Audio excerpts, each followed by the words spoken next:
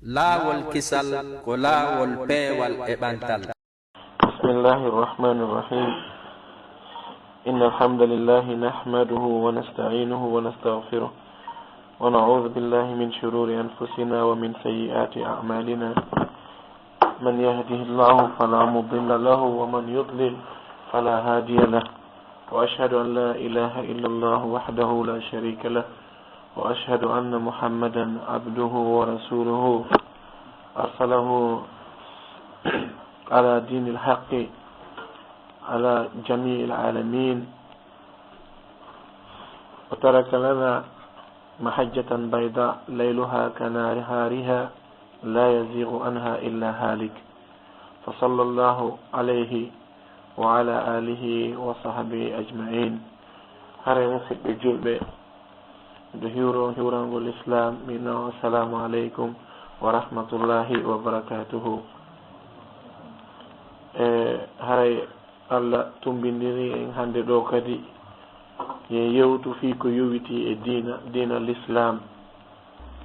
Yewtere men nden ko yiloto ko e qissa annabi Yusufa ber ko Allah newini o sabuna ko feƴƴe nder duuɓi heewɗi ma haysiko ko alqur'ana ayeje ɗen hino fawi temedere en wawata yewtude ɗum e minitaji 60 ma minitaji 40 no haray ko mujas wonɗe wadde ko gokku tunni wonɗe ƴettude e suratu Yusuf ɓer ko Allah newinani en wo. Annabi Yusuf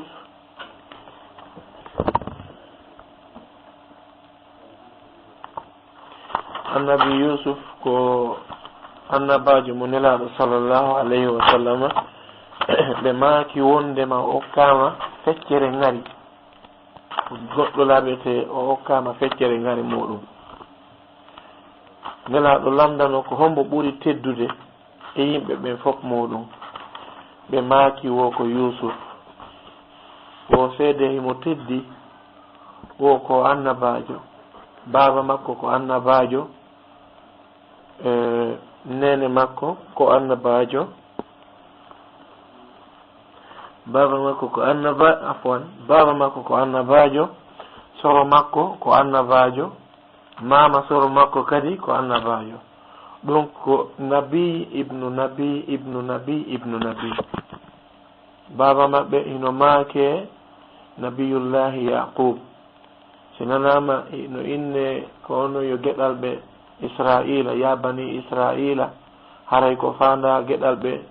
annabi Yaquba ko ɓe woni baben maɓɓe. joni noon ko hombo woni baben annabi Yaquba ko maketeɓe ɓen Ishaqa. ko hombo woni baben Ishaqa ko nabiyullah Ibrahim alayhi salam woni baba en maɓɓe. nelaɗo sallllahu alayhi wa sallam heɓe sifano en ɓissa annabi Yusufa no Allah sifurani ɓe noon kamɓe kadi ko mawɗo mo sonnaɓe ɗiɗo. oya on no mari ɓiɓɓe ɗiɗo, oya on no mari ɓiɓɓe 10. joni noon ɓiɓɓe ɗiɗo ɓen ko ɓen woni ko tawa e muɗum annabi Yusufa ko kanko e miñam makko inneteɗo Bunyamin. woodi filliɓe wondema Bunyamin ɓawti yumma makko jibindemo, yumma makko feƴƴini. ɗon andi sonnaɓe goo ɓe jibina ɓe gayni jibinde salamu rahmatullah ɓe perda ƴiƴam moƴƴa. joni noon saabu ɗum ɗon woni ɓe fatade woɓɓe goo ko ɗum inni, woɓɓe goo inni o woye wo an yumma annabi Yusufa ɓe feƴƴinde wo ɓawti Allah hollindirde ɓe kadi ka qissa on lannoyi ton. joni noon ɓen gotoɓe annabi Yusufa ɓen ko honɗon ɓe inni wo annabi Yusufa baba amen no yiɗi Yusufa e miñam makko ɓuri hedditiɓe ɓen fof muɗum. sahi ɓe ɓe germa ɗum ɓe inni wondema tigui tigui o mawɓe ɓe koɓe hani wadde kon ɓe acci waɗugol koɓe woni wadde kon. ɓe ɓurdi ni giggol ngol hakkude maɓɓe sabuna ɓe feƴƴintin ko ɓe yiɗi ɓeeɗa kon. e nder ɗum ɗon annabi Yusufa hoyɗi ɓay o hoyɗi hay fi ko o pay kum bamen makko ndaari tawi ko paykon ni kono ngol koyɗol ɗo no oɗo siforanimɓe ɗon kono o hoyɗiri noon ko o paykon kono emo mari hakkil na hakkil duuɓi makko ɗin o mari o ari on num inni on num ya abati kono yo babay inni ra'aytu ahada ashara kawkaban walshamsa walqamara ra'aytuhum li sajidin mi yi'i kode 11 e nange ngen e lewru ndum mi yiɗi ɗo hino sujjanammi mawɗon taski ko yewti o inni ya bunayya koyo ɓingelan la taqsus ru'yaka ala ikhwatika wota firitan koyɗol mangol e dow musidɓe maɓen fayakidu laka kaydan sakko ɓe pewjande bonde fi honnum inna shaytana lil insani aduwwun mubinun shaytan ko gañu neɗɗanke bawe makko no humputudemo kadi ko honnu woni ko aroyta wa kadhalika yajtabika rabbuka wa yuallimuka min ta'wili al ahadith koni Allah suɓorto goɗɗo o waɗamo neɗɗo mo o yiɗi anduɗo piiji feƴƴayɗi wono o moƴƴorno noon kanko Allah e geɗal ɓe yaquba ɓen wono annabi ishaqa e annabi ibrahima ko noon Allah moƴƴorno e maɓɓe kadi joni noon ɓe inni ko honno gerdeten eto ɗen ha pottintinen o mawɗon ɓe inni fewjanen mawɓe yoɓe accu yaaden e o fijiden e makko ɓe ari ɓe inni joni baba meɗen faala ya newnan min fijude e o kono aɗo ɓe yahude hari ɓe lanni deesingol no ɓe gerdata non fof woɓɓe maɓɓe ɓurɓe wulde ɓernde ɓen ko hakke ma ko metti ɓe ko tawi mawɗo on ko Yusufa ɓuri yiɗude e nene goto makko on hino mériti kadi fi honnu kamɓe ka nene maɓɓe ko ɓe ɗiɗo ɓeeɗa noon ko ɓe 10 eɗen andi nene e baba jukkuɗo on ma paykun sahi ɓe hikun nawni hiɓe yurme on ɗo ɓuri mo tawata ñande wo ñande no selli on ko addirowo probléme jinande o ɓenne andi on ɗon cellal ngal no yoni mo ko o sahi ɓe hino yurminkini kon ɓe ɓurata ɓanitugol no wonir noon ɓeeɗa noon koɓe ɗiɗo ka yumma maɓɓe woni togoso naati ko yumma maɓɓe woni togoso kono ko ɓen ɗon ɓuri famɗude kadi e duuɓi e nder ɓe ngure men kono tawi ɗum hakkille maɓɓe yaali ɗum tawi ɓe naadu nawligo ha woɓɓe maɓɓe inni honnu uqtulu Yusufa waremo sen etike ha hendike o e juuɗe mawɓe waremo inneteɗo e maɓɓe Yahuza on inni non la taqtulu Yusufa itrahuhu ardan yakhlu lakum wajhu abikum ettoɗe o pottito ɗo harabaɓe moɗon han kadi yi'atamo wa takunu min ba'dihi qauman salihin si on ari ko bonu ɗon ko ngol landoto mawɓe yoɓe yaafano on a partir de ɗo so ɓe yaafani ke on han kadi Yusufa ala ɗon aɗa heeɓi ko falno ɗon ko ɓe waroy noon honnum ɓe aroy noon ka bawɓe maɓɓe ɓe inni ya abati kono yo baba ma laka la ta'manna ala Yusuf kori jan a newnantame menen a hoolaki men e Yusufa ko e pourtalle ko siɗɗo amen arsilhu ma'ana gadan yarta wa yal'ab accumen yaada janngo baba menen e makko men fijoya o ñaama min renaymo kadi wa inna lahu la hafizuna ko min renoɓe mo kono mawɗo inni wo mi hoolaki ko yaada toon e makko kon fi honno miɗo huli wata bonoji ɗin to yahu jokkugol fijundaru mo on jooɗo ɗon ha bono ñaama mo ko honnum ɓe inni la in akalahu dhi'bu wa nahnu usba min 10 ko honno bonori ñamirtamo hakkunde amen haray tigi tigi on min laatike jaasuɓe mawɗo hooli ɓe ƴetti Yusufa ɓe accidimo e ɓeya no ɓe woɗɗitino ɓe ƴenni joni noon yo ɓe waɗu ko ɓe miijino kon ɓe ƴetta Yusufa ɓe ukkoyamo ka nder woyndu awa ɓe ɓortimo deleke on ɓe ƴetti annabi Yusufa ɓe ukki ka nder woyndu woodi e jannguɓe men go firi wondema kaɓe liɓimo ka nder woyndu Allah newinanimo ɗum e yamirore Allah ha e Seydina Jibril o waɗi fetere ka nder ɗuma nder ton tawi o mutataka nder nde no woodi ka o jaggo tawata ndiyam ɗan tampintamo nder ton. Donc ɓe filli wondema kadi hari mo etade fi ƴawgol ɓe ferimo nder ton ko ɓe wonnomo ferade ko wontanimo ñamete.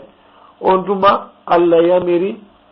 sayyidina Jibril yo haalan mo ko ɗum woni wa awhayna ilayhi latunabbi annahum bi amrihim hadha wa hum la yash'urun. A humpitoyayɓe ko ɓe woni wadde ɗo ñande goo hara hakkille maɓɓe wuri yaha ɗum ɗo feƴƴino hara kamɓe ɓe yejjitino fi muɗum. ɓe ƴetti faykun kum ɓe hokki kon ka nder weyndu,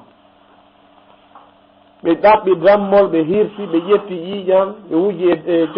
concol annabi Yusufa deleke mo sekaki hayno. ɓe ƴetti deleke on ɓe addi ka suudu ka ɓaawo jeeƴe ko ɗum woni wa ja'u abahum isha'an yabkun. ɓe ari ɓaaɓe maɓɓe ka geeƴe hiɓe wulla ɓe inni honnu inna dhahabna nastabiq min yehi meɗen waɗa concours al istibaq ko immorde e sibaq ko ɗum woni wa bidhalika falyatanafasi no ko ɗum ɓeynata musabaqa waɗoygol concours janngugol alqur'ana. sabiqu ila maghfiratin min rabbikum, adondire ko on sabiqu musabaqa ko ɗum woni koko ɓe woni wolde ɗo zahabna nastabiq. donc musabaqatul qur'an ko concours hunjagol alqur'an foolo. oyi sabiqu ila maghfira adondire e yurmede ɗum ko on waɗugol ko moƴƴi. joni noon ɗo ɓe inni inna zahabna nastabiq min yehi meɗen adotira ko hombo wonata yeeso. wa tarakna yusufa inda mata'ina, ɓe ɓacci yusufa mo go ñamete amen o fa akalahu dhi'bu, bonor ndun ñaamimo. ko honnon ɓe hinni yeeso ɗon wa ma anta bi mu'minin lana, a hoolotako min. donc andi kamɓe tigi ɓe waɗi dutte hoore maɓɓe. ɓe inni wa ma anta bi mu'minin lana, a hoolotako min yo baaba, walaw kunna sadiqin, hay so tawi ko gonga min yewti. haala aroya yeeso ga nandutu kay ka ɗo. on tuma mawɗon inni ha bal sawwalat lakum anfusukum amran, wonkiji mon cuɗinanike on goɗɗum. fa sabrun jamilun, mi muñike muñal labangal. ko sifi ɗon ɗo ɓay mi ala ɗo mi ƴetti, kono wallahu almusta'anu ala ma tasifun. ko Allah ɓuri andude ko wonɗon sifade, ko Allah ɗaɓɓirte ballal e ko sifi ɗon ɗo fof muɗum. kamɓe ɓe weltike ɓe hooli piiji ɗin fof lanni marsude. joni noon setteɓe hino iwayno ka woɗɗi ɓay ko ɓe halduno ko ɓe addumo ɗon, si ɓe tamƴini settoɓe iwoɓe ca e woɗɗuɗe ɗe ɓe andaka ɓen huccirta, si ɓen ari ƴawni kum pay kum yaadi e makkum surtout ɓe anda ko tigi hucciri haya lanni marsude. setteɓe goo noon ari ɓe nuli ƴogowo on fa arsalu waridahum, ɓe nuli ƴogowo on no waɗno ɓoggol ngol annabi Yusufa nangi oyata ndiyan ɗum teddirani. kono ne o ƴawnu no o pooɗuno ha o ƴawno tawi ko paykum wayni haza bushra haza gulam eno paykum. ɓe heɓɓi suuɗugol paykum kum ɓeya ari toyi ndaarugol si tawi haani himo e batte makko. bon ɓe inni a tigi tigi on ko menen jeeyi, siɗon faala noon kadi min yeeye. Allah daali wa sharawhu bi thamanin baksin darahima ma'dudatin wa kanu fihi min azahidin. ɓe yeeyimo ka dina ka ɓe jokki kan ɓay ɓe inni kamɓe kadi koɓe julɓe koɓe ɓiɓɓe annabajo. dina kan yamira mo wona maccuɗo yo yeeye, mo wona maccuɗo yo yeeye. joni noon ɓe yeeyi nene goto maɓɓe on e hoore toñe, ɓe yeeyimo kadi jelu. woɓɓe maɓɓe ɓen inni wo mbun nogay, ɓe sappo mo kala hendi mbuɗɗiɗi fo ndum nafata 2 euro ka goɗɗo yeeya 20 euro. ko ɗum woni wa kanu fihi min azahidina, ɓe considéra ko ɓe waɗi kon hino mawni ka Allah. joni noon on sooduɗo paykun kun naɓi kun Égypte, o inni honnun sonnajo makko on akrimi maswahu, teddin kun paykun, moƴƴi werde makko, okkormo o ñaama si o holi holtimmo, hollamo ko o waalo, joɓitormo o wa paykum maɗa. ko honnon o inni asa an yanfa'ana, arma ñande go o nafa en, aw nattakhidahu walada ma jogitoɗen mo ɓiɗɗo. si goɗɗo yahanima ka ɓe nguure moɗon tawata ko bimbi on ko ittirgol kooƴe mango feragol noon kadi ndaara mbojjum seeɗa ƴetta liwndu ndun lappa kun ɗon ndaara si ndiyam no heddi ka satarle loota mangore nden inna eɗa yaade ka lekkol ma eɗa yaade ka ngesa si patto on jogo aranima ɗon naɓima Konakiri bireedi ko beer mayonnaise boofo sa'a ɗum ɓira on ko kafe kono faaliraɗa o siko condinima siko pooti on fof no newi yawgol lekkol ko oto ɗowta e ma ordinateur no woodi moodi si a yaltoye université a gayni goɗɗum a yejjitata ɓen ko ɗum waɗi sooduɗo paykun kun inni wo akrimi maswahu teddin werde kun paykun fi honnu duuɓi feƴƴoyay asa an yanfa'ana no gasa o nafoya en aw nattakhidahu waladan ma jogitoɗen o ɓiɗɗo. Allah daali ɓay noon ɓen gotoɓe makko ɓen koko boni aña miijaninomo e gañanandi maɓɓe. Allah daali wa kadhalika makkanna li yusufa fil ardi ko ni men holniri annabi yusufa ka leydi hinaka goto o looji ka lanɗo on hey walinuallimahu min ta'wilil ahadith min jannamo kadi piiji ɗi o andano. Allah woni yewtude ɗum kono si goɗɗo no miiji waɗugol goɗɗo ko boni Allah yiɗanamo ko boni toujours ka sakkitoroyta ɗon kanko hersata par ce que Allah ƴettimuran ɗum ka juuɗe makko kanko o inni honno wallahu ghalibun ala amri ko Allah foolata e ko miiji kon ko faala kon kono noon walakinna aksara nnasi la ya'lamun ko ɓuri hewde yimɓe ɓen kon ɓe anda mu annabi yusufa woni ɗon woni ha o woni ɗon hellifaɗo timmuɗo mokobajo yeɗɗuɗo. Allah daali walamma balaga ashuddahu ataynahu hukman wa ilman ɓay hakki way woni heeɓi 4 o timmi neɗɗo min okkorimo faamu e gandal. andi goɗɗo no janga hara faamu ala, goɗɗo no heɓa faamu hara gandal ala. ko ɗum waɗi mawɓe min buynoton ɓe janga kono ɗiɓe yewtatama ɗin a jangoyay ha tawa way ko no woniri a taway ko ha ɗon ɓeynama goɗɗo tintatako e darogal jemma, goɗɗo yaltata kañum tun yaha jemma. landuɗaɓe ko honto ɓe ko ni men nani mawɓe no sifanomen yiltodira noon ha tawa a nelaɗo no makuno ɗum debbo yahata kañum tun yilto ha tawa ɗum no e nder bindi kamɓe ɓe janga dey ko berko ɓe jogino ko ɓe hollutuma fe muɗum yiltoɗa noon ha tawa nelaɗo ma kino ɗum ɗo ma hino ka nder alqur'ana. donc gandal no feere faamu hino feere. joni noon Allah no sifanaden ko woni feƴƴude ka nder suudu ko o aya ɗo janguɓe meɗen buy ɓe tawata min on personnellement hunduko an hewta wowulugol ko ni ɓe wayi sabuna ko ɓe waɗani l'islam kon hay batte teppe maɓɓe ɗen neɓay ha si o tigi ɓaɗo ɗum ɗon enen en wawata ara dey batte teppe maɓɓe ɗen na dey batte kamɓe tigi ko batte teppe maɓɓe ɗen en wawata yiitude lannino fi maɓɓe duuɓi 1,7 woɓɓe ha duuɓi wulure deftere nde ɓe moƴƴini ha ni hinde ka marché nde yeyete ɓuri 30 €. annoga jotto ɗo moƴƴina deftere hay goto falaka nde hay an sa walliniɗa ko goɗɗo landi ko mboyini hay ko nahe fusno hukku ka poubel hombo suusi wolugol ko ɓen falji. kono noon si kamɓe janguɓe ɓen toon kadi ɓe suutidiri ha ɓe inni ɓeɗo e ɓeɗo falji ko ɓe yewtiri ɗum ɗon ko heɗiti ɓen ɓawata falju ko ɓen ɗon faljuno kon. joni noon ko honto ɓe falji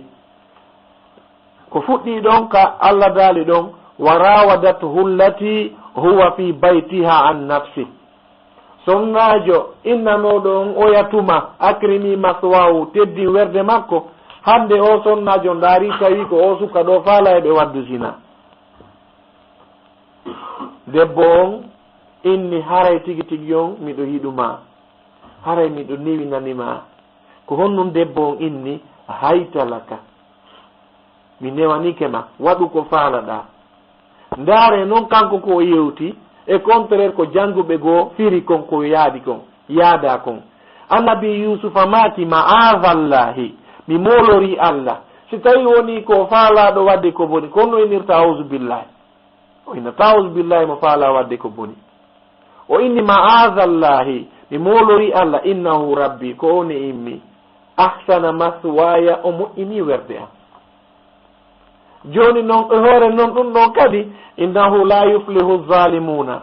kala toñuɗo de o accanta on tigi kadi kala toñuɗo o accanta o tigi joni noon Allah daali walaqad hammat bihi sonnajo on faalanoma yo annabi yusufa e makko ɓe waddu ko boni wa hamma biha lawla an ra'a burhana rabbihi joni simi inni ko seeɗa oto wangal ngal muncayno muncayno lan ɗon sina oɗa inni lan diru ngal muncila ngal hewraɓe an mi yanayno ɗon si wona ko oɗa nangimmi kon ma si wona ko mi pekkiti moƴƴa kon mi yanayno ɗum ɗon a yanale ka aw ko ɗon noon woni woɓɓe e maɓɓe firi o haya ɗo wa hamma biha ɓe inni wondema hari annabi yusufa kanko tigi mo falano debbo on hari hakkille makko ɗen jiɓotiri mo falano debbo on joni so tawi mo falanomo ko ɗum woyi nantama azallahi mi molori Allah auzu billahi imo falamo wawata waw ɗin ɗon ɗi feppuda oyi joni noon wa hamma biha woɓɓe kadi firi ɗum ɗon o faala debbo on lawla an ra'a burhana rabbi si wona ɓay woni o yii ko ɗum woni hujja joomi makko woɓɓe firi ɗum wondema o yii baabe makko annabi yaquba ɓenno innamo o zina ino harmi waɗetake sa waɗi zina hara e itti teddungal ka musidal meɗen ɗum ɗon fof muɗum nden firande ɗon firama ha goɗɗo e ceernoɓe meɗen ha hankin ila yiilo e defte goɗɗo goo inni o hari annabi yusufa falanoma ɓortugol hay pantalon on donc handi ɗin ɗon fof muɗum ko ɗum gando men goto iwdi Mauritanie imo inne Mouhammad Al Amin Ash-Shanqiti imo windi deftere kanko kadi imo yewtiti muɗum ma al imam al Fakhr ar-Razi ɓen ɗon fof muɗum yewti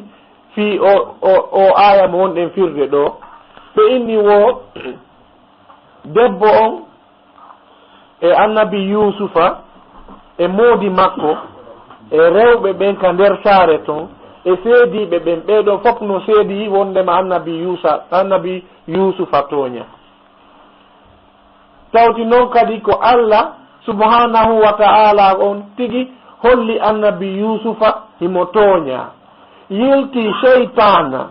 tigi hino seediti wondema annabi yusufa tooña ɗum ɗo foɓɓino ka nder alquran joni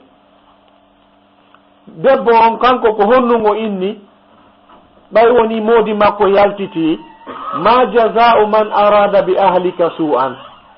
ko honnu woni jobbi on faalaɗo waɗude ɓeygure ma nden ka boni debbo on addi proposition kisan illa an yusjana o azabun alim mo hollude gorko on ko honnu awa waɗete ko goo o soke ma o lette debbo on wooli ɗum annabi yusufa defandori honnu hiya rawadatni an nafsi ko debbo woni ko ɗaɓɓirinmi kono o tooña si tawi noon woni himo faalno ɓortude pantalon on no woɓɓe firini noon ɓe inni o faalno ɓortude pantalon on o yewtike o inni wo hiya rawadatni an nafsi ko debbo on ɗaɓɓirinmi hara annabi yusufa feni annabajo on fenaali annabajo fenaali donc e nder ko ɓe firata kon ɓe heɓi palje buyno nder ton mono yiɗi ndaarugol ɗum yo yilto wano ka bibliothèque islamique ino e site no inne audio islam web ma ɗum defte ɗen tigi wano gonne no toon ne inne albahrul muhit ma ɗum tafsiru tabari tafsiru tabrani maalimu tanzil ma o ndaara wano tafsirul baydawi ɗen ɗon fof hino yewti ko tawata goɗɗum ɗum hakkille ƴetta kono noon ko defte ɗe hoolorɗen hande ni coggu majje ko buyi e nder dina men kan joni noon debbo on ko honnun o inni hollugol kanko tooñi annabi yusufa kono ɗum ɗon kadi aroyay joni noon seede ɓen kamɓe ko honnum ɓe inni seede ɓen inni Allah waɗi ley paykum ko ɗum waɗi Allah yewtika alqur'ana wa shahida shahidum min ahliha seedike seedatoɗo gooto ka famille kanko debbo on ko honɗum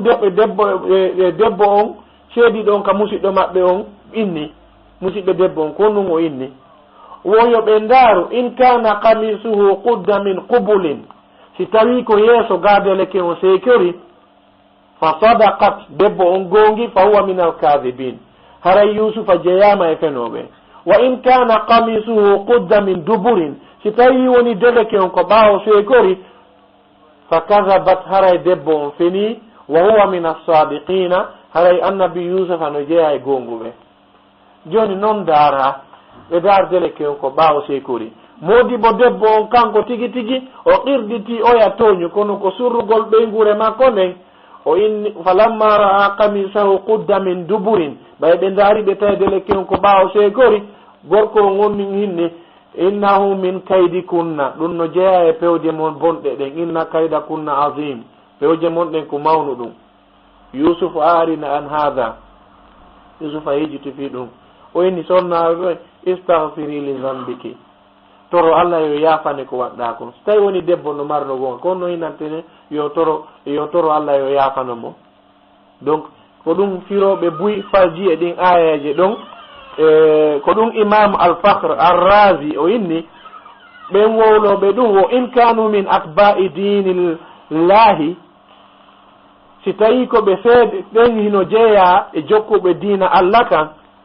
ɓen wonɓe wolde kan haala ɗon falyaqbalu shahadatallahi yoɓe jaɓu seede Allah on ko Allah seedi ko wa in kanu min atba'i iblis si tawi noon woni ko iblisa woni musidɗo maɓɓe falyaqbalu shahadata iblis yoɓe jaɓu ko iblisa seedi ko kono iblisa kañum seedi ɓay woni annabi adama tagama iblisa nawligu ngun foolimo Allah daalani annabi adama ka raɓɓinɗingol yo andin malaikaɓe ɓen inde piiji ɗin e suratul bakarati ka raɓɓinɗingol ko honnon iblisa inni ɓay innama joni yo fo sujjan adama ko honnon o inni wo sujjantamo fi honnon wo oɗa koye loopal moƴƴina min koye yiite ana hayrum minhu min miɗo ɓuri mo kono nde Allah daaluno fakhruj minha fa innaka rajimun yaltuka aljanna ga ko araɗaɗo ko honnon o inni fa bi izzatika sabu doole ma ɗen Allah miɗo torima taw hunde woni wotere wo anzirni ila yawmi yubathun nennanan hara ƴetta Allah wonki ha ñande ummital waɗoyta Allah daali fa innaka min almunzarin ila yawmi alwaqti almalum mi accanima ha ka wiiɗa ɗon ko non o inni fa bi izzatika sabu mangural ma Allah la ughwiyannahum ajma'in mi majjinayɓe ɓe dendangal o waɗi honnu illa ibadaka minhumul mukhlasin so wona jiyaɓe ma ɓen ɓe tawata hiɗa laɓɓini iblisa tigi inni himo wawi majjinde kono ɓe Allah laɓɓini ɓen o wawata majjinde ɓen ɗon jon noon ɓe Allah suɓi inni ko annabaɓe ha ka fuɗɗode suratu yusufa on nun Allah gaali nahnu naqussu alayka ahsana alqasasi meɗen sifanoma qissaji ɓurɗi labbede tawa noon kadi ko annabajo mo tawata laaɓa o yewtata fi muɗum hasha lillah marsirta noon jon noon Allah tigi hino laɓɓini annabi yusufa e aya hikkiɗi ɗon gon wo kadhalika ko wanu ni linasrifa anhu su'a walfahsha'a innahu min ibadina almukhlasin ndare de cheytan no inna to illa la ughwiyannahum ajmaini majjinaɓe denda ɓe fof maɓɓe illa ibadaka minhumul mukhlasin si wona jiyaɓe ma ɓe laɓɓinanɓe ma golla ɓe ɓen ɗo mi wawanaɓe fus joni noon Allah daali innahu min ibadina almukhlasin oɗon no jeeya e jiyaɓe an laɓɓinɓe golle donc haray aya fa yewtuɓe ɗum ɗon ɓe wondema annabi yusufa har no falno sonna jon haray ɓe falju no wawa mo inni si a waɗali mi piyete ɓay o waɗali a piyali mo mi falano yanude kono mi jogitiɗa ko ɗum haɗi mi yana a yanali ko ɗum woni lawla arraha burhana rabbi kono no burhana rabbi ɗo ko Allah okkorimo iman ka ɓernde nde tawata waway haɗugol mo ɗin piiji ɗon ko ɗum ari e mako nelaɗo sallllahu alayhi wa sallama sinam fayi hadis on ko Abu Hurayra e maaki sab'atun yuzilluhumullahu fi zillihi yawma la zilla illa zillu yimɓe jeeɗiɗo Allah ɗowdino e ñalande dargal nde ɗowdi wo ala sona ɗowdi Allah ndin Allah daali e nelaɗo maaki imamun adilun yeesojo nunɗuɗo yo Allah okkoren ɓen wa shabun nasha fi ibadatillahi suka ko fi Allah maapinimo wa rajulun qalbuhu muallaqun bil masajidi e suka mo tawata o ɗaɓɓay nguure makko on kono tigi tigi o mo hittini si Allah jaɓi o etoto ber ko wawi ko heɓa waktuji ɗin ka nder julirre wa rajulani tahabba fillahi ɗiɗo ɓe yiɗindira fi Allah ijtama'a alayhi wa tafarraqa alayhi ɓe wuura e hoore mum woni ko yaadu ma ko mayde sendi ɓe hara koye hoore ɗum hino tawa noon e ɓen ɗon kadi wa rajulun da'atuhu imra'atun dhatu mansibin wa jamalin fa qala inni akhafullah e neɗɗo kadi mo tawata oɗo debbo labbaɗo marɗo moyen no inneten ɓen star ɓe ɓen hande kamɓe si innama ɗum yiɗuɓe star ɓe ɓen no handi ko homɓe ɓuuri yiɗude on innama waɗen zina o tigi salo ko ɗum woni wa rajulun da'atu imra'atun dhatu mansibin wa jamalin debbo noddamo hara ko marɗo moyen fof no timmi o tigi inna akhafullah miɗo hula Allah sakkitoron wa rajulun tasaddaqa bi sadaqatin fa akhfaha hatta la ta'lama shimalu ma tunfiqu yaminuhu jeegabo on kan goɗɗo itta sadaka ha tawan nano ngon andali ko ñaamu ngon okki sakkitoro on e maɓɓe wa rajulun zakara llaha khaliyan fa fadat aynahu neɗɗo o jooɗo miijito ko honno Allah mawniri moƴƴere Allah nden e tagore nden ha honto Allah hulɓini gonɗi yalta e gite makko ɗen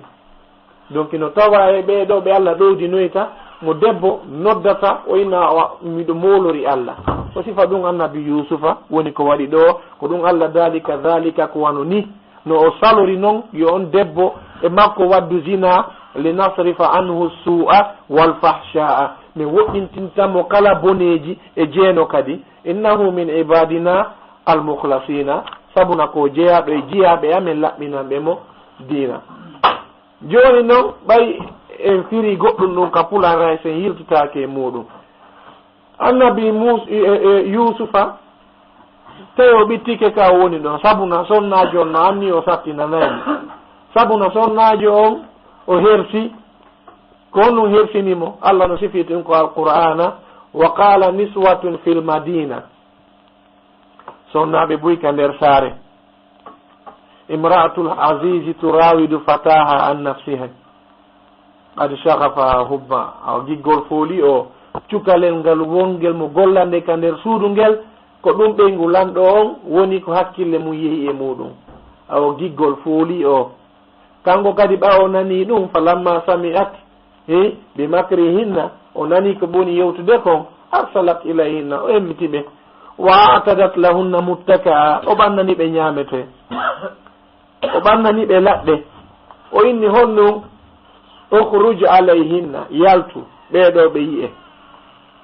ɓaya nabi Yusufa yaltiti e maɓɓe konnum ɓe inni hasha lillahi ɓe molori Allah ma hadha basharan o na banadama ni o ɗo wawali wonde sina malaikajo tedduɗo kamɓe ko ɗum ɗon ɓe worili in ma hadha illa malakun karim o ɗo wawali wonde sina malaikajo tedduɗo joni noon awa debbo on kadi noon no mantade noon fa dhalikunna alladhi lumtunnani fi ko o felirɗollan ko on mboni faalaka sifa o debbo noon no kambude wala kad rawattuhu an nafsihi fastasam mi ɗaɓɓirimo hoore makko yo waɗi komi faala o salike kono noon wa la in lam yaf'al ma amuru so waɗal komi yamirimo kon ko ɗiɗo woni toon la yusjananna ko innuno kon ka aranum ma jaza'u man arada bi ahlika su'an illa an yusjana aw adhabun alim debbo on filliti ɗum ɗo la yusjananna o sokete aw wala yakuna ma ulato min as-saghirina jaaɓe hoynaɓe si o tigi lettama e tawde fof ko ɗum woni o hoynama annabi Yusufa ko ontuma fewti Allah rabbi asijinu ahabbu ilayya mimma yad'unani ilay miɗo suɓi kaso ngon e di ko ɗum wollan noddude wallahi ɗum waddata sukaɓe buy hande hay makko baɓe buy mi waddataɓe e debbo labaɗo. Si tawi woni e yiidali e waddali zina mi wona e sabu so keɗa madan ɗum ɗo waddata en ñande palɗa Allah wayno nimiro o ɗa wawi lan noddude siko sabu ɗum ɗo ɗum nadata lan kaso kono daare de annabajon ko honno o inni assijinu rabbi Allah assijinu ahabbu ilayya mimma yad'unani ilay miɗo suɓi kaso ngon e di ko ɓollan noddude e muɗum. Joni noon ɓay woni ɓe daari ɓe tawi tigi tigi on ko ɓe faala kon o wala wadde ɗum ɓe henɗi e puusi ɗon ha annabi Yusufa sokoyaka nder kaso Allah jaabinanimo torare makko nden ɗum kadi ɓurti wonde sabu o sokoyeede ka kaso fi tum watta o waɗu ka debbo o faala ko ɗum Allah daali fastajaba lahu rabbuhu fa sarafa anhu kaydahunna Allah woɗɗintinimo e pehe rewɓe ɓen. Joni noon ka nder kaso ka o soka ton ɗiɗo no kadi no sokano nder ton waɗuɓe crime molanaɗo siko hande siko lamɓe goo ko arabuɓe ɓe yafotako ɓe waltata ko fureji ɗin waltata ɓe haldi o lamɗo tigi tigi on etoɗen fewjen fi o. Joni noon ko onon wonanɓe en yeeso moggo makko ɓen ko onon men fewtata onon addoɓe ñamete ɓen an addowo ñamete o an addowo jaram on ko onon ɗo ɗiɗo men fewtata wallite men fino o iwra hoore meɗen si on wallitike men ha o maayi min okkay on poste ji towɗi min lamminay on ɓayni gasi. Joni ko honum falɗon koyen waɗu poson e ñamete on e haldi ɓe fotti defo o ñamete on ɗon o waɗi poson ka ñamete waɗowo jaram on beere nden on ɗon o waɗali ka ñamete. Joni noon lamɗo on ɓannana ñamete on kono kanko o hiisutu o inni o janfotako mo no ɓe wondi wondande moƴƴere o inni noon joni noon ɓay kanko o waɗali o pour fay gunɗo on falaka e lanɗo on maayo lanɗo on ɓannana ñamete on tun o inni ha mi tamƴini tun posonno ka nder ñamete oɗa kadi inni mi tamƴini tun ka jaram posonno nder tun lanɗo on inni awa hande kadi dutulan ni fof posonno nder ton mi ala memude oya inni min de ala ton oya inni min kadi ala ton eyni awa an ayni ala nder ton yaru on ɗon o yari mo andi kanko o waɗano hay fus waɗali mo oɗa ɓe inni ñamowoɓe ñamta de ɓe yetti ɓe jonni e bareru rawandugo bareru nun ñaami tundum maayi ɓeni ko gonga ko an waɗi ñamete on kono ɗo e laaɓu poyi ko andini an oɗo ɗum ɗo waɗama ko par ce que ara goɗɗum yewtanoma ɓawoto gunɗo on waɗanoma ɓawoto joni noon ɗo e laaɓu o fof feƴƴetaw ka kaso investigation no wadde. Joni noon ko ɓen annabi Yusufa hawrodiri e muɗum ka nder kaso on tuma no ɓe yiiri annabi Yusufa noon ɓe tawi ko neɗɗo vraiment oɗo nano ɓe wayiri noon kamɓe ko neɗɗo seri en ni ɗo ɓe waɗi on noon ɓe hoyɗinkini oya on inni wo inni arani a'siru khamra wo mi yimi ɗo moƴƴina beere miɗo naati e ngesa tetti resenje ari moƴƴini ɗen beere okkori lanɗo on o yari ko ɗon inni arani a'siru khamra wa qala al akharu ɗimmon inni arani ahmilu fawqa ra'si khubzan ta'kulu tayru minhu womi yimi ɗo rondi biredi colli no ñaama biredi on ka hoore am nabbi'na bi ta'wilihi humpitimen koko men hoyɗi ɗo inna naraka min al muhsinin no mi yirma noon ko a neɗɗo moƴƴo. Annabi Yusufa fuɗɗurani ɓe taw noddugol ɓe taw fiika Allah o inni wo la ya'tikuma ta'amun turzaqanihi illa nabba'tukuma bi ta'wili mira on hiwataka ka neldoɓe on ñameteɓen si ona mi andi nayi on ko honno woni e ñamete on qabla an ya'tiyakuma aɗo ñamete on arde on tuma annabi Yusufa maaki wo amma ahadukuma fa yasqi rabbahu khamra amma goɗɗo e moɗon o yaltoyayi o wonta gollowo lanɗo on fayin wotta okkorde mo jaram ko o okkoraynomo ko wa amma al akhar amma dimmo fa yuslabu o fempuite ka o fempano fa ta'kulu tayru min ra'si colli din nyama ngandi makko nin ka hore ɓeyni ami yaali hay fuyde annabi yusufa ma ke kudi al amru ñaworne ñawama ko ni allah mu yiri wawata de marsariere muɗum ko soɓe on ɗon sama kala la ni masude koko yewtu ɗon fi muɗum ɗo laawol kisal ko laawol peewal e ɓantal joni noon ɓay woni goɗɗo e maɓɓe ɗum hewti ka o yalta annabi yusufa maki wo udkurne inda rabbik humputu jomima miɗo ka nder kaso ga oya inni mi humpitaymo o ronki innugol si allahu lanɗo jaɓi fa ansahu cheytanu dicra rabbihi cheytan yejjintinimo jantagol inde annabi yusufa ka patron maɓɓe fa labisa fi sijini bid'a sinin o wonti ka kaso duuɓi heewuɗi e haala arabe so innama bid'a ko hakkunde ɗiɗi e jeenayi allah daali fa labisa fi sijini bid'a sinin o woni ka kaso duuɓi heewuɗi joni noon e nder ɗum ɗon noon ɓay allah falama yo yaltu allah hoyɗi noyi lanɗo on no waali ka muɗum o hoyɗi honnum o hoyɗi na'i o hoyɗi cawtulli o noddi hooreɓe makko ɓen ka gandal o noddi ɓe o inni a tigi tigi on o yii e ɗoygol makko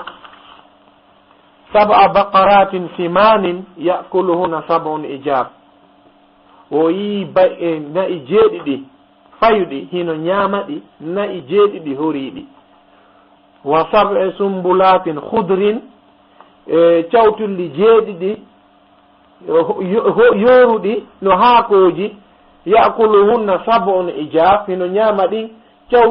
ino bonna ɗin cawtulli jeeɗiɗi yoruɗi c'est à dire yoruɗi ɗin bonni wagguɗuɗi ɗin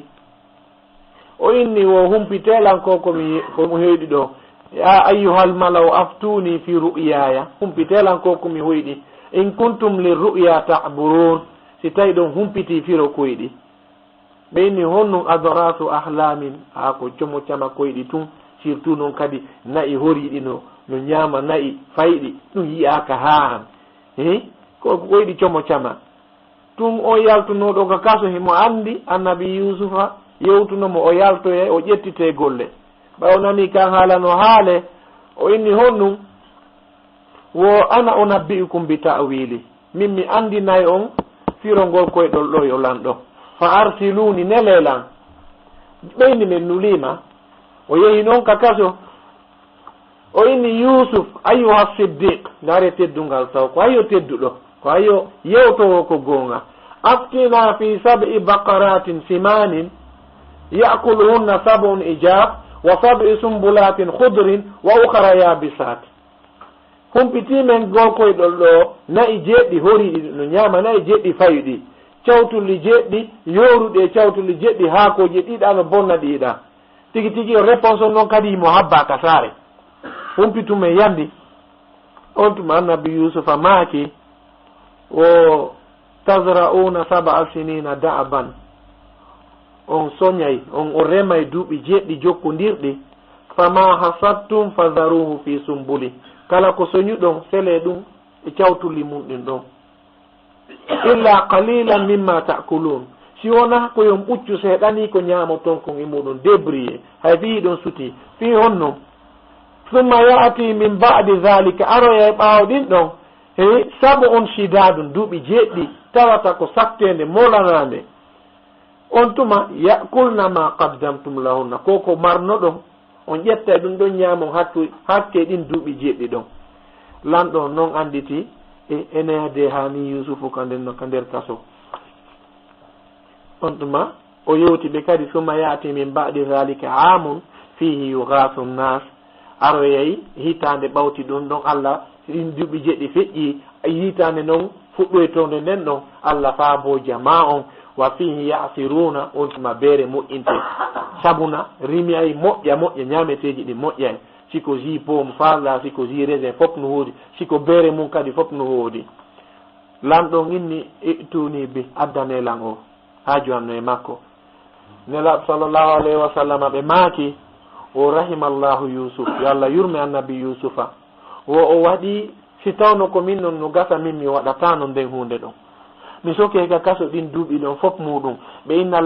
lanɗon inni ko ya yaltu minna o mi yaltata si nartuma mi andi hunde kaari a condition si mi yaltay condition on ko onnon o inni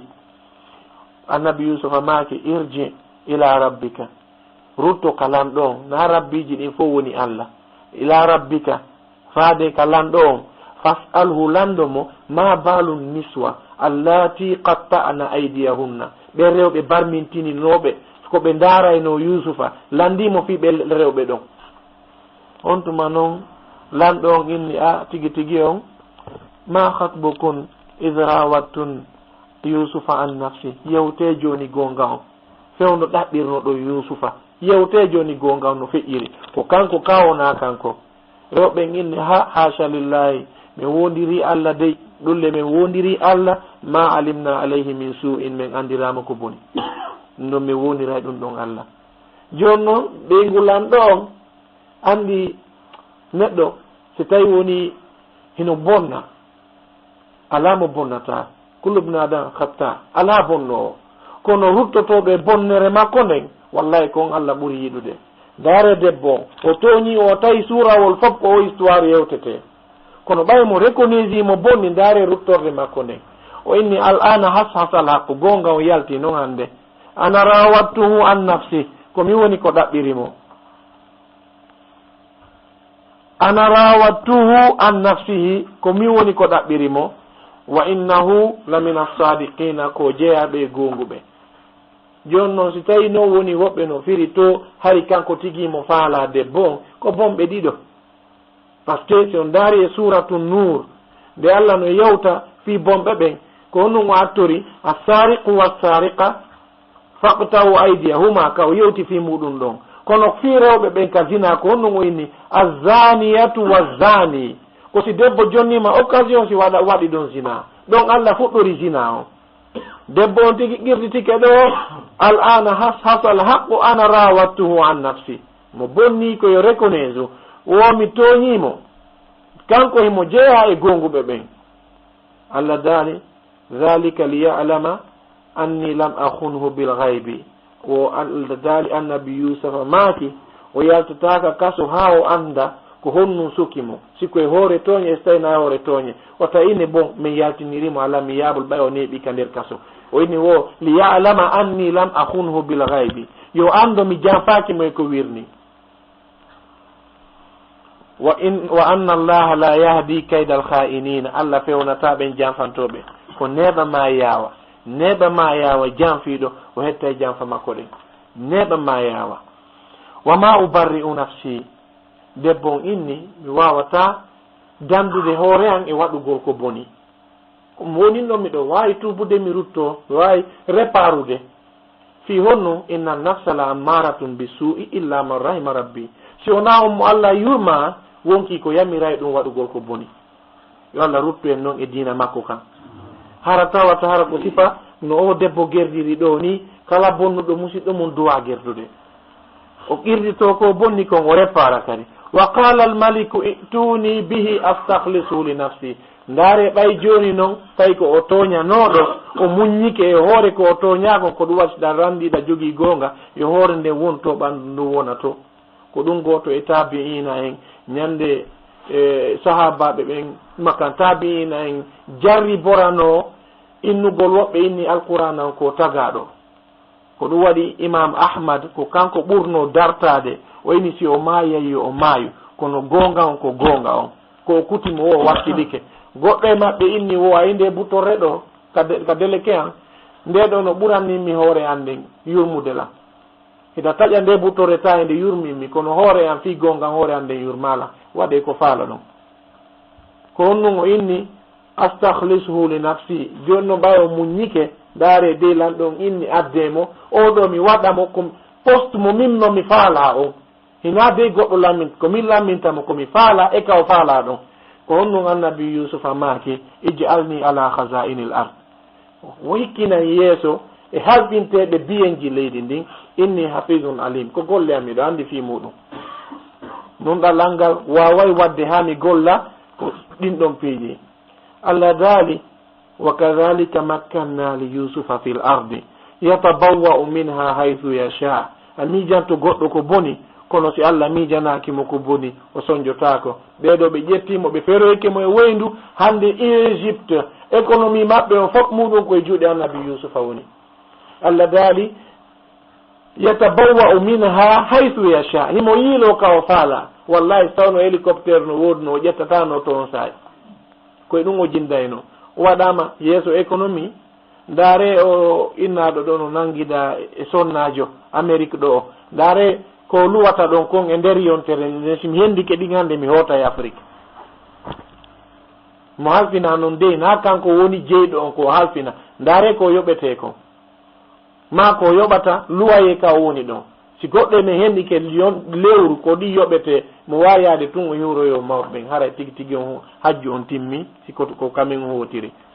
Allah daali noon kadi sabuna ɓay o tooña o muññi wala ajrul akhirati hayrun lilladina amanu. woko joddindin ka darngal ɓuri moƴƴande ɓen gomɗinɓe muññiɓe hoore ko ɓe bonna ko wa kanu yattaquna ɓe laati kadi ko ɓe huloɓe Allah.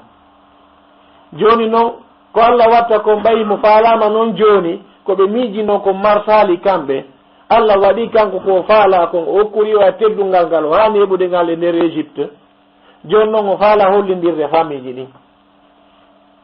o holla ɓe koko faala kon watta. oɗo waɗi pullo no inna mo inni ittay ko Allah waɗi kon. Allah on ittay mo acca kanko ko waɗi kon. wa jaa ihwatu yusufa fa dakhalu alayhi. musidɓe makko ɓen marchandise mankiroyi kaɓe woni to. piiji ɗi sattiri toon tawi koye ɓe lumo frontiére o ɓe yaaɓe soodoya marchandise. ɓe ari ɓe naati ka saare tun fa arafahum kanko yiɓe tun o anditiɓe. ɓe wayrno ko pay kum waari fuu faale wokkude. joni mo jogii hella 50 andi ɗon on ko kanko batte gite makko wonata e maɓɓe. wa hum lahu munkiruna kamɓe ko ɓe faytuɓe mo. joni noon o yeeyiɓe o andintinake e maɓɓe few. walamma jahazahum bi jihazihim ɓay o gayniɓe yeeyude e nder ko ɓe yewtata kon ɓe inni wayi menen ko nokkel kaari men iwi ko on fowni o mawɓe mon ko jelo mari ɓeyni komin 10 te on to 10 bon on ɗum ɓen accumo toon ko paykum imo moggo mawɓe ɓen towni duuɓi ɓe nawyi ɓe nawni ay nawa joni ɓay vraiment on sifike ɗo pihu yurmu kulla. si tawi ko gonga wonɗon e muɗum arde e makko. si on ari si Allah jaɓino mi moƴƴori e mon ni mi moƴƴora e makko kanko kadi fi on heɓu buy ko wallitoron famiji mon ɗin. kanko emo andi ko miiji kon. kono noon ko waɗi kon fof muɗum kadi ko yamirore Allah. ko ɗum waɗi Allah daali kadhalika kidna li Yusuf. ko ni Allah woni ko fewjirani Yusufa yo waɗir noon. ay kaada ko fewjugol. innahum yakiduna kaydan. eɓe fewjude pewje. wa akidu kaydan miɗo fewjude pewje. ko ɗon immorde haala kaada yalti. ko ɗum Allah daali kadhalika kidna li Yusufa. ko ni woni ko men fewjirani annabi Yusufa. joni noon o yeeyiɓe ha o gayni o inni ɓe ala tarawna anni ufil kayla. o yaali komi yeeyi on ko miɗo hunni ko halduɗen kon fof muɗum miɗo yeeyi on prix moƴƴo ko yeyete noon mbu sappo mi waɗa misal o yeeya mbu jeeɗi ko tawata perdi ala ma mbu joyi o ɗoyti prix on ɗoytude si tun yoɓeya heɓu buy mo andi ka fami makko woni yahude perdi ala o bonaki e lanɗo halfinɗo mo hoolare on o bonaki e ɓeeɗa on tuma o waɗi honnum o yamiri golloɓe makko ɓen yoɓe ƴettu mbuɗɗin ɓe watta nder toon hara ɓeya andali ɓe ƴetti mbuɗɗin ɓe watti nder toon jannguɓe men goo firi ɗen ayaje ɗon ko honnum si o waɗi ɗum ko o hulluta ɓe yahu joni ɓay ɓe sifike sattende heeɓiɓe toon ɓe ronka heɓude mbuuɗi no ɓe artiroya ko si ɓe heeɓi mbuuɗi o tigi an ɓe fokkutuno Dubai kono marsali mbuuɗi heɓaki ko si mbuuɗi heeɓike o ƴetti mbuuɗi o ukki e nder ñameteji maɓɓe ɗin yoɓe yaadu e muɗum jannguɓe goo ko noon firiri woɓɓe goo inni ko waɗani ɗum ɗon si tawi woni ɓe ari ɓe soodi mbuuɗi ko ɓe jogino kon fuu hay fus ala ko ɓe luttiri ko ɓe wallitora si ɓe hooti ɗaya supermarché sooda piiji goono toon kono goɗɗi goono toon ko a yiltito kadi sooditoya wano poti un tamati bata lere si ɗum ɗo manki ande ato jine mbuɗi so tawi no ga soodino ɗi fof woɓɓe inni ko sabu ɗum ɗon o ukki mbuuɗi ɗin e nder cawli maɓɓe ɗin joni noon ɓay ko ɓe yahata ɗon o inni awa si on addali kum pay kum mi andi koye fenade won ɗon hande kadi mi yeytata on min mi ƴettata fenade kono in lay ɗon jogui toon ɓe gotojo go o mo tawata on ɗon vraiment ko pay kum ko woni moggo mawɓe seede so tawi ko gonga arde si on ardi mi moƴƴoto e moɗon si tawi noon on ardale makko mi andi ko on fenoɓe ko bonki addi on ka saare ga woɓɓe kadi ko noon firiri aya o joni noon ɓe inni honno sanu rawidu anhu abahu min daaray si baabe makko accay min arda e makko ɓe yilti noon ɓe tawoyi mawɗo on ɓe inni honno ya abana ko ɓe attori muni aminnal kayl ɓe inni han kadi ɓe yeyatamin muni aminnal kayl ɓe inni han kadi ɓe yeyatamin awa mawɗo on ko honno ɗum woniri ha ɓe inni ɓe yeyata on ɓe inni a koye min yaade bunyamin o inni min de illam ta'tuni bihi fala kayla lakum indi wala taqrabuni si tawi on ardale makko hande kadi wata on ar moggo an de yomi yeeyi on wata o ɓadola hay fuu so alda en joni noon mawɗo ɓe nder ko ɓe firtata cawli ɗin tum ɓe inni yaha bati yaha bana ma nabri ko nun ɗaɓɓeten ɓuri ɗum ɗo hadihi bida'atuna ayno mbuuɗi amen ɗin ruddat ilayna min jonnitama ɗi kadi namiru ahlana soɗen ñamete buy ko fagge musidal ngal wa nahfazu akhana simin yaadi e musidɗo amen o min aynamo wa nasdadu kayla ba'irin komin soodoy ton kon kadi hara simin yaadi sabu ɗum ɗon min heɓay kadi dongal ngeloba zalika kaylun yasir baba ko ɗum newi ɓuri ɗum ɗo kono mawɗon inni hal amanukum emi holo ton illa kama amintukum ala akhihi min qabl si wona hara kono mi holorno on e yusufa fallahu khayrun hafiza ko Allah ɓuri moƴƴude aynowo wa huwa arhamur rahimin kanko woni yurmeteɗo on kadi awa joni noon ɓayde convaincu mawɗon e holni mawɗon inni lan ursilahu ma'akum hatta tu'tuni mawsiqan min allahi mi accata yaadon e makko si wonatuma yewtuɗen ahoduɗen hara ko Allah woni seede meɗen la ta'tunnani bihi illa an yuhata bikum ko be artiron mo si onara tawɓe sakki on fof on luttidi mi muñike kono kanko tigi o luttu onon arton tigi on mi andi haray koko waɗɗon oɗa kon waɗɗon oɗa kadi hani koko jokkuɗon ko woni on sanzali mawɗon newni e yaade e makko kono toujours baba no mapani ɓe ngure muɗum ɗon andi si en haccike ɗo fulɓe sappo no jokkodiri ma e porto sappo no jokkodiri koyneten konto ɓe woni iwrude ko haaju ko honnu waɗi yiyay ɗo sappo tun ande ɓe ko nokku gotum iwri mawɗon andi ka yimɓe ɗuuɗi wo guite cikke to e maɓɓe mawɗon inni ko honnu ko yo ɓiɓɓe ya baniya la tadkhulu min babin wahidin wotaw natirde dambugal gotal kanko e mo andi ko wata guite cikko e maɓɓe wadkhulu min abwabin mutafarriqa naate woɓɓe natira to son fottoyi nder ton o yiiditay ko nder lumo ɓe andata ko ono wondi kono yo ɓeeɗo natirto kono ko honnon o inni kadi wa ma ughni ankum min allahi shay'a tonin kodduri e Allah mi wawana on fus inil hukmul illa lillah ñawore nden ko Allah wodani alayhi tawakkaltu hay min koye Allah woni komi fawi ko waɗi wo mi muññori wa alayhi falyatawakkalil mutawakkilun kala hooliɗo e Allah ko e Allah o duwa fawade kanko kadi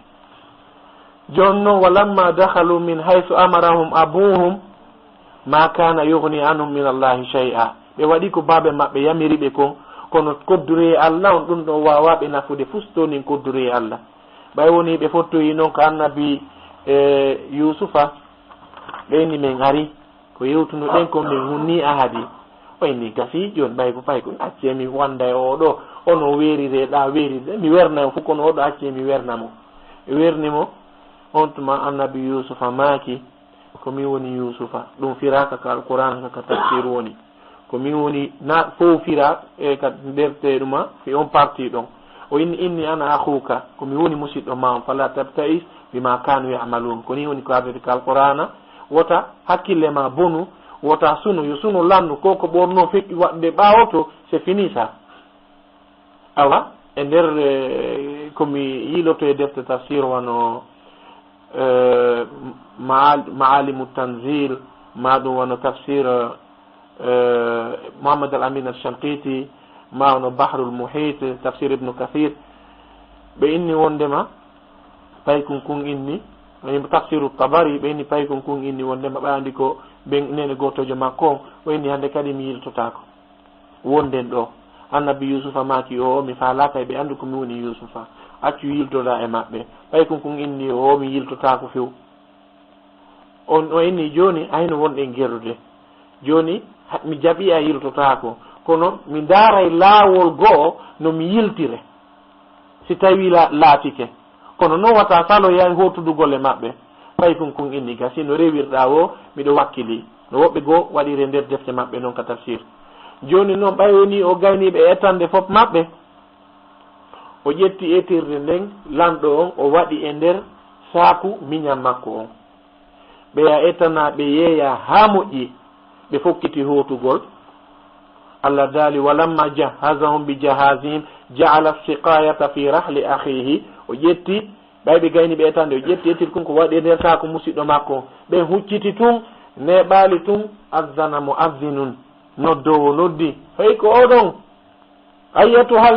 kono yo seteɓe innakum la sariquna o wujji ɓe andi na jikku maɓɓe wujjugol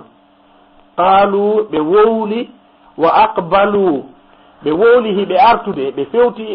innuɓe on wujjiɓe hiɓe artude e maɓɓe hiɓe inna maha tafkidun ko honnu woni ko hatti ɗon ɓe inni nafqidu suwa al malik ko ettirde lamɗo woni muti waliman jaa bihi himlu ba'ir kala mo min nangide ɗum ko dongal ngo lewba ko ɗum min ittinirtamo hakke etir kunkum pet annabi Yusufa maki wa ana bihi za'im min miɗo dari ha ɗum ɗon waɗa ha finition on waɗa wa ana bihi za'im ɓe inni qad alimtum hiɗon andi ma ji'na li nufsida fil ard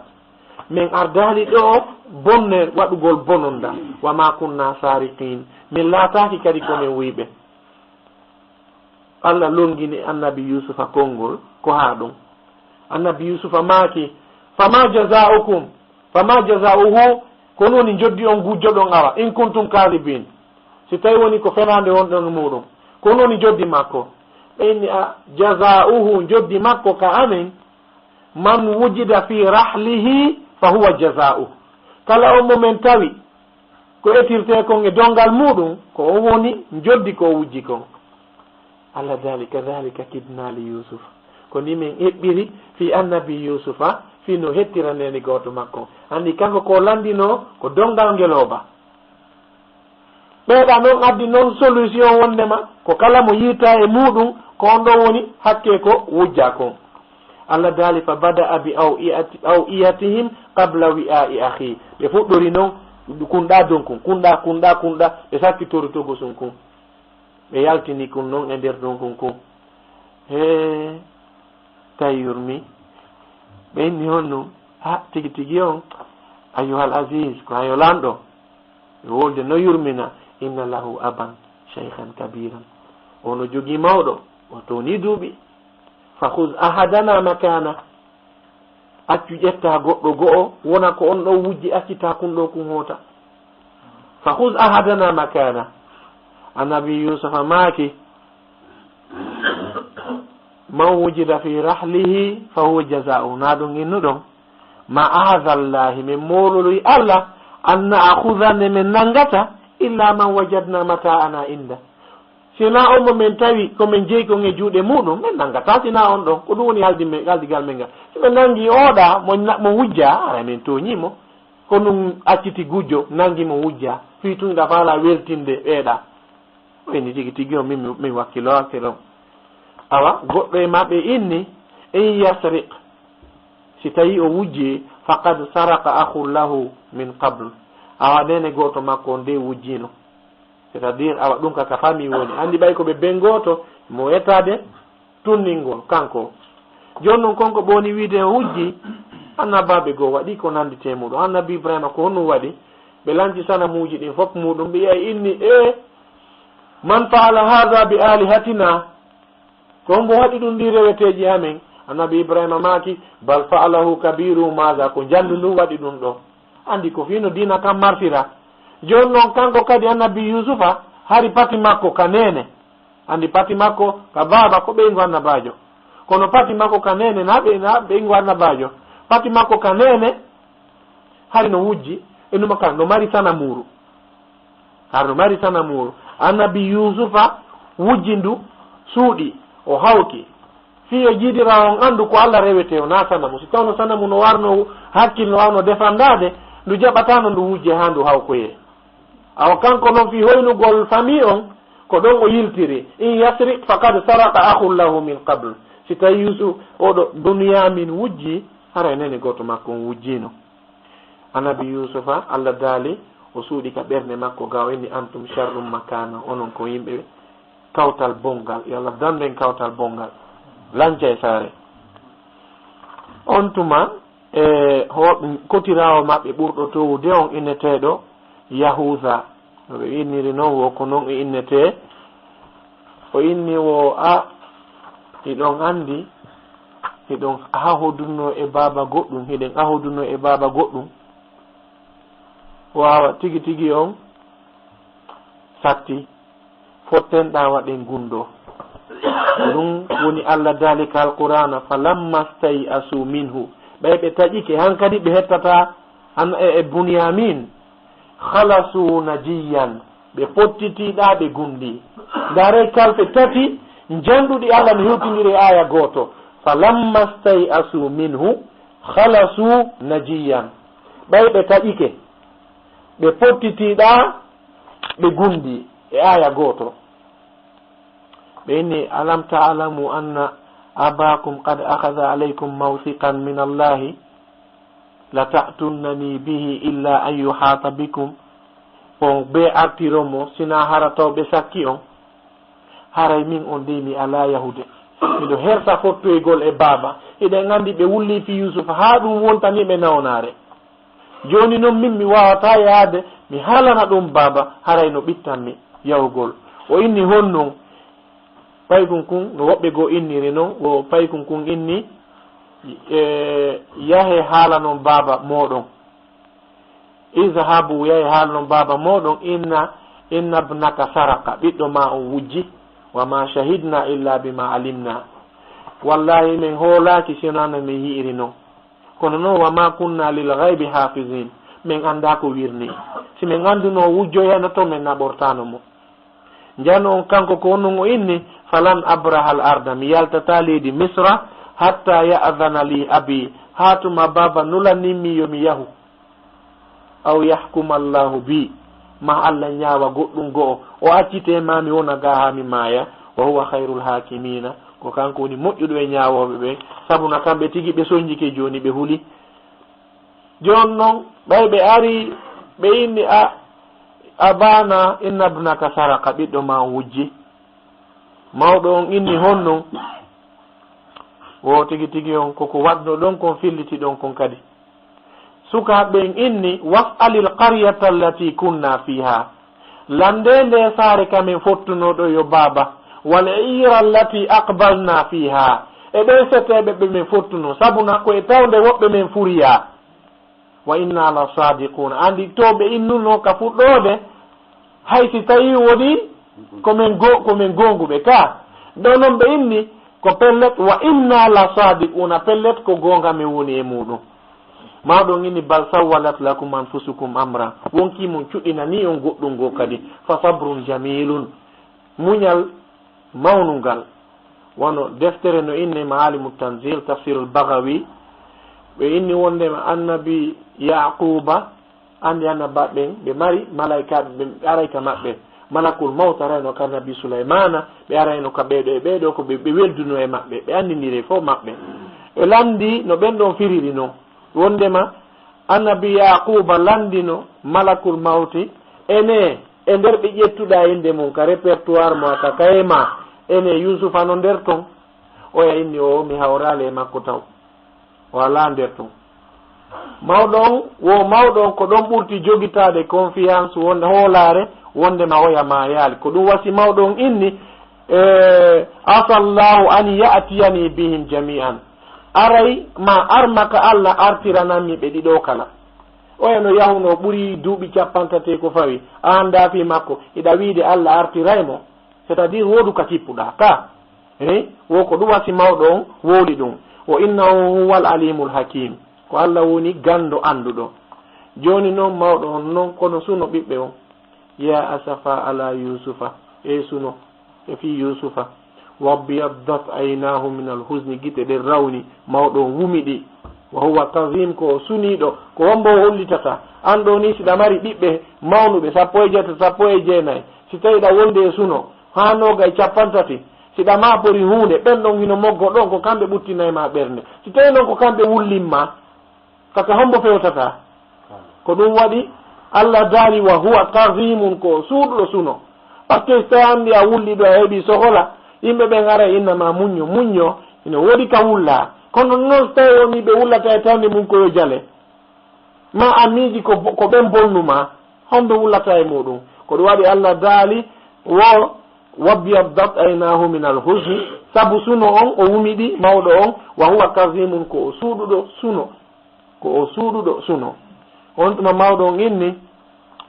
ɓiɓɓe ɓen kan inni tallahi taftau tadkuru yusuf hatta takuna haradan aw takuna min alhalikin baba ɗuyte noon fi wullugol fi annabi yusufa ɗum heeɓi duuɓi heewɗi muññe noon yarlo ɗon muññe sina ɗum o wullay ɗo ha wontana o nawnare sakkitoron mayde mawɗon inni innama ashku bassi komi hollitata sonja an on wa husni e suno an gon ko hombo mi hollitata ka muɗum ilallahi ka Allah kono noon wa a'lamu min allahi ma la ta'lamun miɗo andi e fe Allah hunde kon anda ko ɗo noon janguɓe ɓen firi wondema ɓenni o landike malakul mawti si tawi yusufu no tawa eɓe ƴettiti wonki muɗum e maɓɓe mawɗo noon inni ɓay o humpitike ko no woniri o yusufa no wuuri ɓayle kadi himo jogii tama o si tawi en ƴettali ko ɓen ɗon firi kon kono mawɗon inni ko annabajo himo jogii hoolare fe Allah yona ha ko tawata o landoto kadi malaika patron maɓɓe no ɗon sabu no annabi ibrahima nde o ferano ka yiite sayidna jibril arno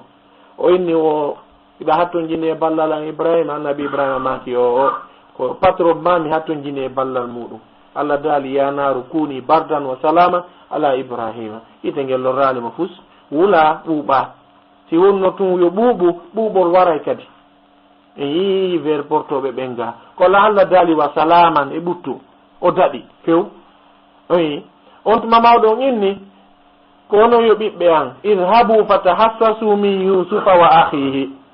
imme yilto ɗum mi Égypte yahay ɗaɓɓitanolla yusufa e nene goto makko o ɓe yehi mawɗo on inni noon wala tawi asumi rawhila wata on taƴƴo yurmede Allah aw kala mo Allah hoynani yo Allah ɓeydu hoyende kala mo Allah sattinani yo andu annabaɓe sonjike sabu nabi joɗiɗen ɗo boyi buydari leel kono muñeɗe landintino ɗen qissa yari ha kalannode wata en sendu darson fi en heɓu e jonde nden timmude annabi yaquba maki wala tawi asumi rawhillahi wata on taƴƴo yurmede Allah nden fi honnu innahu la yayi asmi rawhillahi illa alqawmu lkafirun ka yimɓe yedduɓe Allah ɓen ko ɓen tu woni ko taƴoto yurmede Allah ndaare portojo ɗo o ɓay Allah waɗi ɗen ka maɓɓe sattiraymo tun o innami ronki ko ɗoni janne mar o winda lettere mo wallina hoorejo police o naata ka nder chambre o sokkaɗa ko kawtal ngal nanata hito kural ɓen a felli nder gaado ko nder ɗo dow felli ɓenen kadi dey ko kural men nani ɓe ara ɓe tawa imo maɓɓi finkari ndin felliti ka hunduko mi walori to hornden no fetti mat ni fof muɗum ƴiƴan emo acci lettere um ɗa o inni woni e nder lettere o mi ronki ko par ce que ko ɗum woni ko aliya isun ko kamɓe woni taƴiɓe yurmede Allah ɓe anda Allah déjà enen noon julɓe ɓen Allah daali wala tawi asu min rawhillah wata on taƴo yurmede Allah nden taƴota ko ɗum sinani ɓeyduɓe ɓen ɓe naati noon Égypte ka raɓɓinndingol ɓe inni ha ayyuhal aziz ko ayo tedduɗo massana wa ahlana durra tampere naatika famille jannguɓe goo inni wo babe maɓɓe jonnornoɓe leeter kono noon hay tawi o jonniɓe leeter mawɗo wumiɗi mawɗo wawata windude woɓɓe ko noon firiri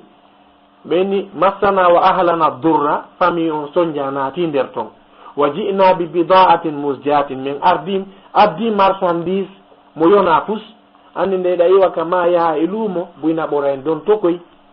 naɓora boofo naɓora hono ndole naɓora piyoy liƴƴi yorɗi si ɓe yeeyi ɗum ɗon ɓe sooda wano basalle e si tawi ala ka suudu ma ɓe sooda maaro dane surtout ɓe artira e ko nandite muɗum nebban tiga ha ɓe ɓannitora joni noon woɓɓe goo firi wa ja'u bi bida'atin musjatin ɓe yahu dammi maɓɓe ma nayi maɓɓe leeɓiɗin ko ɗum ɗon ɓe mekkata andi no yeeyo ko ɗum ɓe addi yeeyugol woɓɓe inni o ko guri andi sa hirsi a woppi guri ɗin eɗa wawi naɓude woɓɓe moƴƴinay ɗum paɗe woɓɓe moƴƴina coñji wo ko ɗum woni ko ɓe naɓi woɓɓe inni no ko mbuɗi ɗin woni ko ɓe yooɓi ko mbuɗi woni ɗuuɗa ko ɗum wasi ɓe inni bida'atin musjatin ko mbuɗi fanɗuɗi ɗi yona pus fa awfi lana al kayla yeeyu men yeeya men piri moƴƴo wa tasaddaq alayna moƴƴoɗa e amen moƴƴagol ɓe maɓɓe ngol ko wata nangitir men o wujjunoɗo woɓɓe ko ɗum firi ɗum ɗimmum ɗum kadi wa tasaddaq alayna accitaname mo nanguɗa on yandi men jeejima babe makko tampi joni noon woɓɓe inni ɓay woni annabi yusufa hendike letere babe maɓɓe o yi o nani ko ɓeɗo sifi kon andi sonja naati kaka famille makko sonja naati yurmende nden noon ari e makko ɓe on tuma annabi yusufa maaki hal alimtum ma fa'altum bi yusufa wa akhihi id antum jahilun enayi ɗon andi ko waɗuno ɗon yusufa e nene goto makko on hari on tuma kon ɗaytuɓe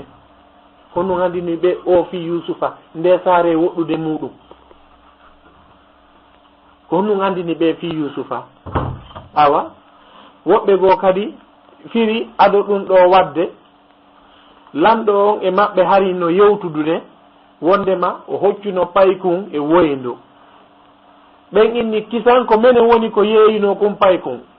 eɓe humpa andugol si tawi ha nihimo wuuri ɓe yaha ɓe ndaara ko honno ɓe jeejirta ha on accite o hootaka mawɓe makko ɓe sabuna mawɗo on sonjike kamɓe tigi ɓe yurmama joni ɓe maapike ko ɗum ɗo wasi ɓeni ko menen yeeyinomo annabi yusufa andi kisan koye hoore makko rewi o inni o jonni ordu ko hoorejo yahe waroyon ɓe ko wareteɓe e nder noon wo ko ɓe huccitata naɓugol ɓe warugolɓe no ɓe fillori noon ka nder defte ko ɓe huccintintaɓe naɓugolɓe inneteɗo yahusa jano on o inni awa ko ayo lanɗo miɗo humpintudema ɗo si tawi woni baben amen wumi ɗi fi ɓiɗɗo makko goto no majji mi anda si ɓe nani men fof men warama haray ko honno ɓe wata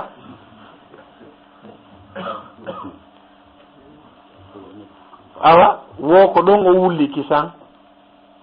on tuma o inni ɓe accutuɓe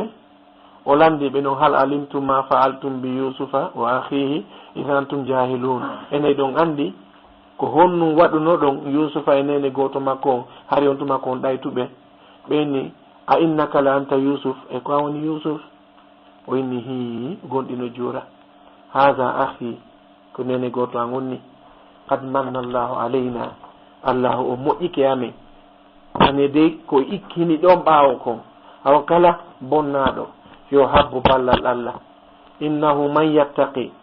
wotigi tora tun ko yo wonu hulo allah man yattaqi kala on hulɗo allah wa yasbir o muññi saabu muñalno muusi fa inna allaha tabitino allah la yudi'u o yeɓata ajral muhsinina joddi kala moƴƴinoɓe golle muɗum ko ɗum saydna oumar inni wo islam momin jokki on surtout menen ahlu sunna ko fotini on ko piiji tati wo ko muñal si wotigi waɗama ma si wotigi sattirama e du'a yo allah faabo yo allah ñaawu e habbitagol réponse ni saydna oumar makiri ɗo ko fotini dina men kanko ɗiɗo ko muñal si wotigi heeɓi sonjama si waɗama e torare allah ko ka allah wullitete ɗi fof majji e habbitagol réponse yalla wonu ballo meɗen on tuma kamɓe tigi koɓe miijino ko naɗo yaltiti andi ndeɗa jasa gay ko jam fawata luggi kamɓe ɓe miijino si ɓe hokkimo ka weyndu ɓe lamni fi makko fini joni noon nane ko ɓe woni yewtude ɓaalu ɓe wi'i lakad asaraka llahu alayna allahu on ɓurnima e amin ɓe ɗiɗo de kono kanko tun ha addi ha tawi ɓe inna lakad asaraka llahu alayna allahu on ɓurnima e amin ko on non o inni ɓe inni kadi wa in kunna ala khati'ina ndaare de ɓeɗo kadi ɓe ruttike nelaɗo maki ko ɓuri bonde toñoɓe ɓen fof ko aladdul khasim ko on diskito e hoore ko bonni kon o wejja e hoore muɗum kadi nane ko ɓeɗo inni allah on ɓurnima e amin wa in kunna la khati'ina min laatike komin toñoɓe ko on non kanko kadi o wi'i ka newingol la tasriba alaykum felore ala e moɗon al yawma yaghfiru llahu lakum allah yafan ton kala ko waɗɗo ndaare kanko tigi o woni yeeso toragol allah yo allah yafanoɓe koɓe feƴƴi koɓe bonni kon o inni wa huwa arhamur rahimina kanko woni yurmeteɗon ibnu abbas inni ɓay woni ɗum ɗo waɗi annabi yusufa ƴetti deleke makko on o jonni musidɓe makko ɓen no ko alqur'an agoy kono noon ko yarete balɗe tati ko ɗum ibnu abbas inni ko yarete balɗe jeetati kan jemmaji jeetati hendu nun naɓi ɗum ñallal barngol annabi yusufa ko ɗum allah daali annabi musa maki idhabu bi qamisi hadha ƴette o deleke an ɗo o fa alquhu ala wajhi abi ƴetto ɗon mo werlo ɗon mo e yeeso baba en an ya'ti basiran mawɗon wuntay wa'tuni bi ahlikum ajma'in adde ɓe nguure nden no nde wonire noon allah daali walamma fasalatil iru tuma nde yawnoɓe soodugol marchandise ka lumoɓe ɓe seedi al iru ko ɗoni ko o groupe ɗo yimɓe sappo e joo no iwri honenete koyin ɓeɗo sappo e joo no iwri gaawal ɓeɗo sappo e joo no iwri dabola ɓe ari fotti lumo mamum mo kala noon no seedude hoota ka muɗum ko ɗum woni walamma fasalatil iru mawɗon inni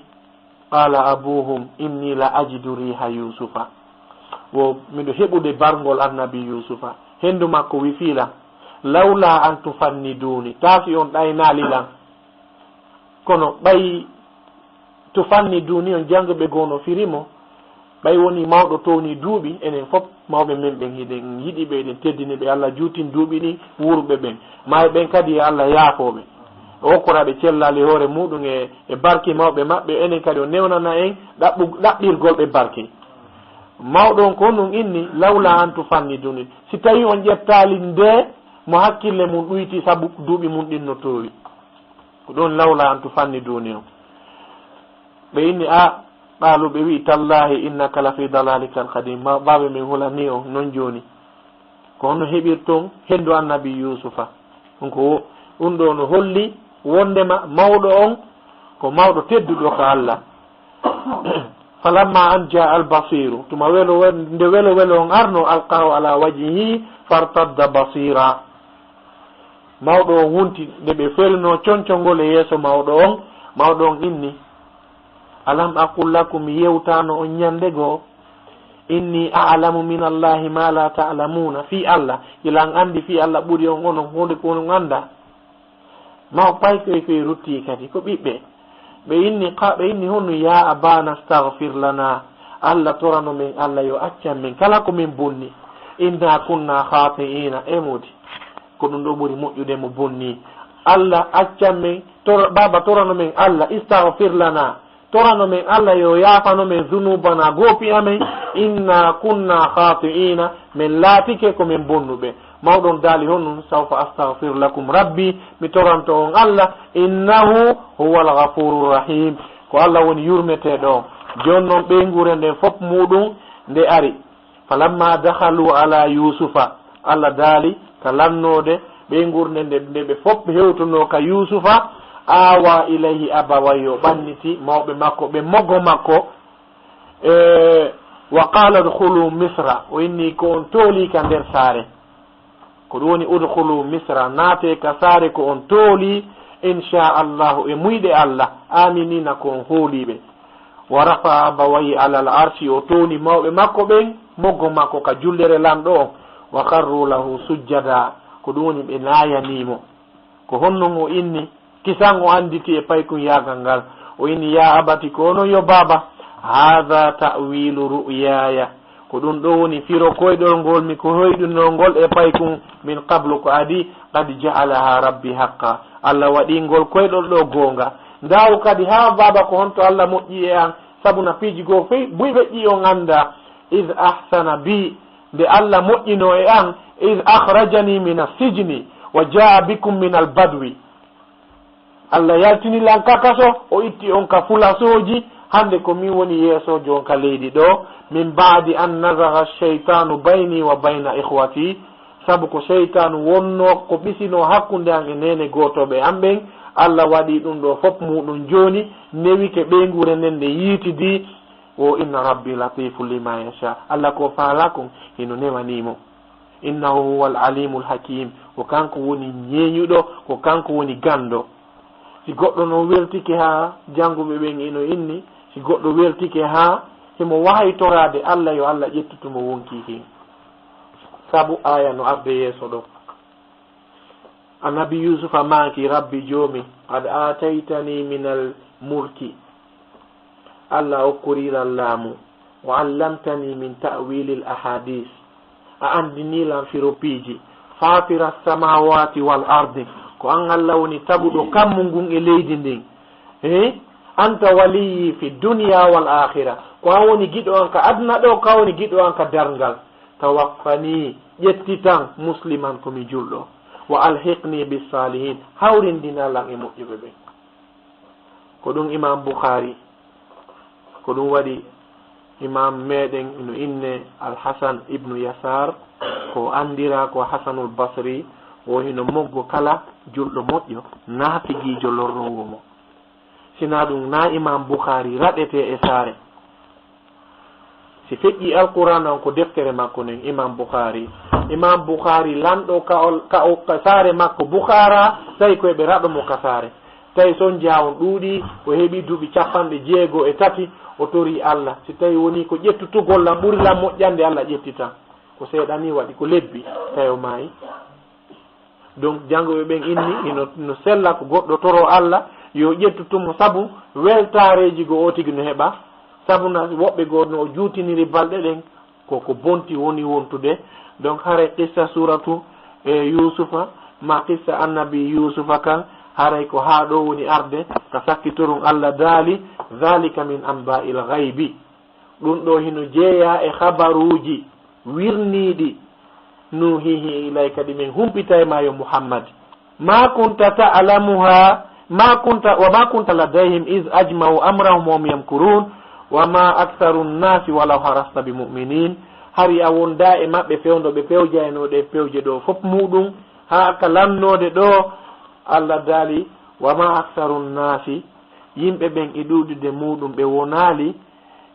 walaw harasta hay si tawi a rerɗi yo Muhammad bi mu'minina ko gumɗinɓe Allah ko yettiɗa o no woodi naatoyoɓe ka nder yiite yo Allah rerɗin ɓalli men naatoygol ka nder yiite o waɗa en tuuboɓe rutto wa fil khitami as'alu al-mawla jalla wa ala an yulhimana rushdana wa an yuwaffiqana li salahi dinina wa dunyana wa akhiru da'wana anil hamdulillahi rabbil alamin wa sallallahu ala sayyidina Muhammadin wa ala alihi wa sahbihi ajma'in